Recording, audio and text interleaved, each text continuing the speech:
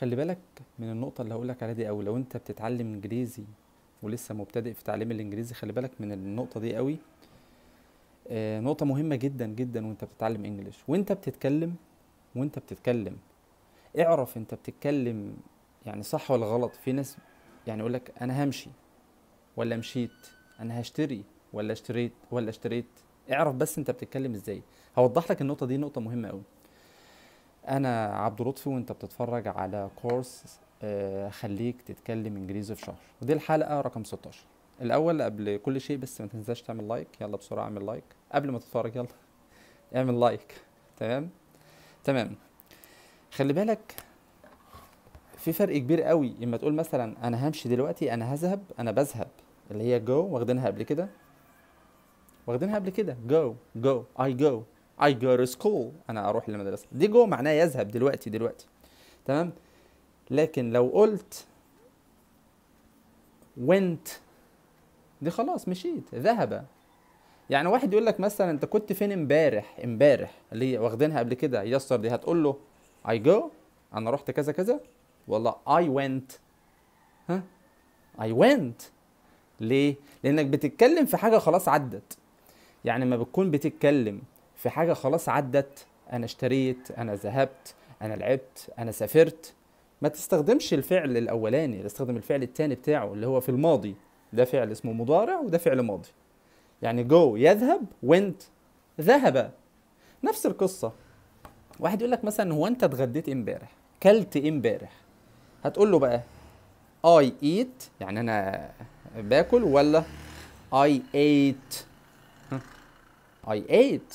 طالما بتتكلم في حاجة عدت يبقى ما تقولش I eat، قول I ate. يعني جملة بسيطة كده، لو قلت مثلا دلوقتي حالا او كل يوم بتاكل كشري مثلا، هتقول I eat كشري. طب في الماضي امبارح تقول ايه؟ I ate اكلت. يعني ما اقول لك مثلا what did you eat yesterday، اكلت امبارح، تقول ايه؟ I ate. where did you go yesterday يعني امبارح. يعني امبارح هتقول I go to school، رحت المدرسة، والله I went. معلومة جدا مهمة عشان وانت بتتكلم تكون بتتكلم صح. تمام.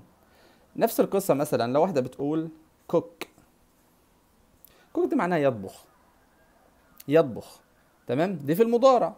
اما لو يعني مثلا الاسبوع اللي فات، لا خدناه قبل كده last week. الشهر اللي فات last month. او لو حتى منذ ساعتين. طالما الحاجة عدت خلاص، عدت وانتهت، يبقى تستخدم في الفعل في الماضي وليس المضارع.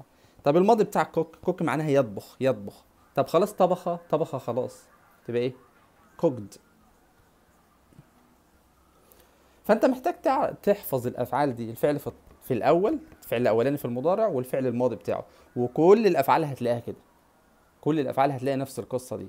تمام. قول لي بقى الفرق ما بين الجملتين دول. لما اقول لك مثلا I visit my uncle، و I visited my uncle مثلا yesterday. I visit معناها ايه؟ اما اقول I visit my uncle every day، انا بزور عمي، دي مضارع، بزوره. انما لو قلت بص بقى الكلمه دي لما اتغيرت بقت visit معناها يزور، لما بقت visited معناها ايه؟ زار. يعني زرته خلاص. نفس القصه ما اقول مثلا I travel يعني اسافر، انما traveled سافرت خلاص. فخلي بالك وانت بتتكلم، شوف انت بتتكلم في حاجه عدت خلاص عملتها، ولا حاجه بتعملها، عشان يبقى الكلام يكون مظبوط. اوكي. واستنوني في الحلقه رقم 17 tomorrow ان شاء الله. I'll see you. Goodbye.